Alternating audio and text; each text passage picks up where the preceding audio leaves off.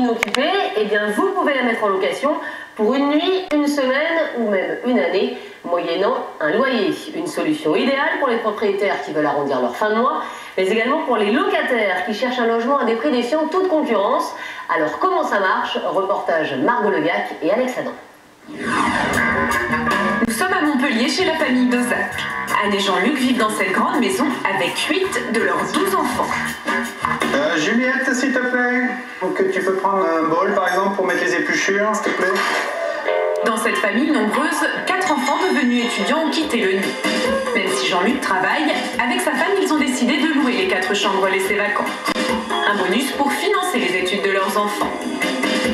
En ce moment, seules 2 chambres sont occupées par Gaël et Alexandre.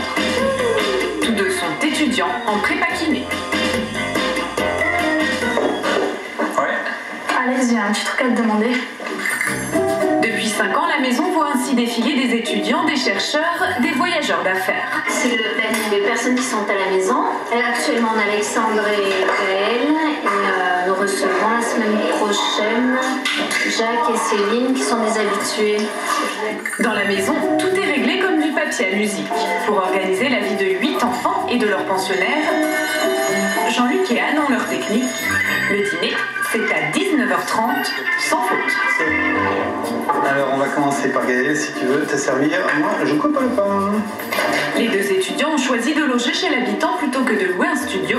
Habiter dans cette famille, c'est aussi accepter de vivre en communauté. Il y a plus ou moins de personnes selon les soirs, mais oui, c'est tout le temps comme ça. Alors c'est mieux qu'à la maison ou c'est comme à la maison? Oh non, c'est pas pareil, on est plus... c'est pas pareil, on parle de choses différentes. Globalement, la cohabitation se passe bien, à un détail près pour Jean-Christophe, l'un des fils de la famille. Je dois être plus silencieux, faire attention à faire pas mettre la musique trop à fond. Si, il m'arrive d'avoir à attendre une demi-heure devant la porte de la douche parce que je me suis gouré d'horaire, mais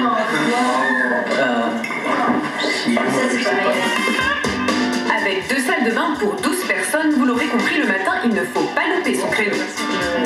Pour autant, le carnet de réservation des chambres ne désemplit pas trop. Bon, il y a l'aspect financier, c'est clair que par les temps qui courent, tout le monde parle de pouvoir d'achat qui va à la baisse, on en est tous complètement affectés. Nous allons proposer à peu près 1200 nuitées pour l'année 2008, donc du 1er janvier au 31 décembre, ce qui correspond à peu près à 20% de plus que l'an dernier. 1200 nuitées, ça correspond à 4 chambres occupées 10 mois par an. À 550 € le mois environ, gîte et couvert compris, ça fait plus de 30 000 € sur l'année. À l'étage, Alexandre occupe depuis 2 ans la chambre de la grande sœur Blandine. Il n'y voit que des avantages, ou presque. L'avantage qu'il y a, le côté familial, pas être tout seul le soir. Et puis, donc ouais, ça permet de garder une certaine stabilité, avoir des horaires de repas fixes, même ça a quelques inconvénients. Pour voir les petites copines, on essaye de s'organiser plus le week-end ou sinon sortir en ville. Mais comment trouver ces chambres chez l'habitant? La réponse est sur Internet. Il existe désormais des sites qui mettent en relation propriétaires et locataires. Inspirée par ce qu'elle a vu à l'étranger, Magali Boisseau vient de lancer son propre site et ça marche.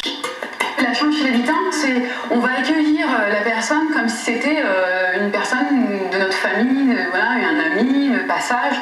Et surtout, dans certains cas, c'est exonéré d'impôts.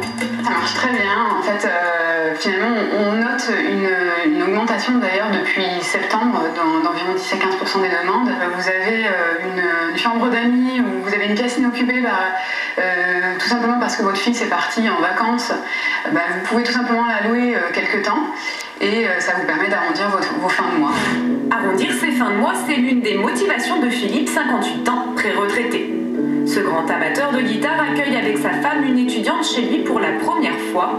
Il loue une chambre avec salle de bain et accès libre à toute la maison. Ma fille cadette, qui a acheté un appartement à Conflans il n'y a pas longtemps, a déménagé donc pendant les vacances cet été et elle disait « Tu me fous dehors, ça y est, tu mets déjà quelqu'un à ma place. » C'était la réaction de ma fille cadette. Le loyer, c'est 300 € par mois. Sa pensionnaire s'appelle Ekaterina, elle a 25 ans, elle est russe, elle rentre chez elle après son cours à la Sorbonne. J'avais un peu peur de venir parce que c'est la première fois que j'habite en colocation, mais du coup c'est que des avantages. Que des avantages, voyage, même si elle habite à 1h15 de Paris, dans le Val d'Oise. Pour elle, l'important, c'était d'être au calme afin de pouvoir écrire sa thèse. Dans la cohabitation, ça se passe bien. Elle va à ses cours, elle va à ses études, elle vit sa vie. De temps en temps, elle vient déjeuner avec nous quand elle peut. Et Katharina prépare même le fameux thé russe pour Philippe. La cohabitation est tellement agréable que la mère de Katharina est invitée en France. Et après Noël, Philippe emmène l'étudiante russe chez un ami dans le sud-ouest. J'ai toujours vécu en famille avec ma maman, donc pour moi, au contraire, je suis un peu comme chez moi. Donc c'est vrai que ça a changé, mais je suis en famille. Ce qui n'est pas normal, c'est que tu parles mieux français que moi, plus de vocabulaire, et tu vas encore en cours de français. Vivre chez Philippe satisfait Katharina.